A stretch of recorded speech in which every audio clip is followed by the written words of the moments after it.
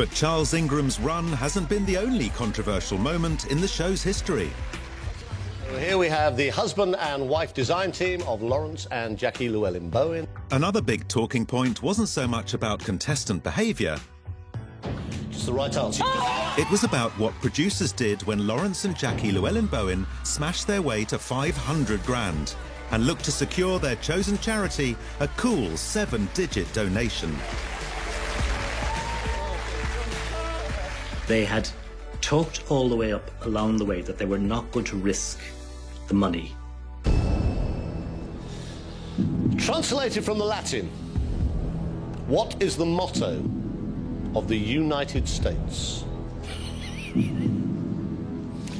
In God we trust. One out of many. All as one.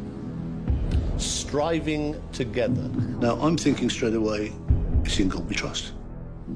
There is absolutely no way that it is not in God we trust. It's in God we trust. He's going to win £1 million. It's in God we trust. Give me your final answer. Our final answer is in God we trust. It's our final answer.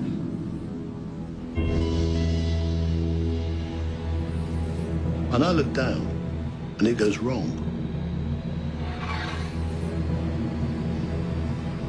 You had £500,000. At that moment, my heart nearly stopped. You've just lost. No! £468,000. No. The right answer is 1 out of 10. Oh my God, I am so sorry. Heartbreaking. It was absolutely heartbreaking. The devastation on their faces was absolutely palpable. It was just awful. I remember just kind of sinking into my velvet suit, thinking, oh my God. Suddenly sort of trailing our useless, dejected intellects back into the green room, going, where's the gin? Just give me gin. And then we realised that on the dollar bill, it says, in God we trust.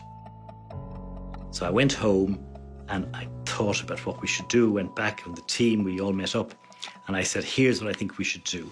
On this show, we've always prided ourselves on saying there are no trick questions on Who Wants to Be a Millionaire. There never have been.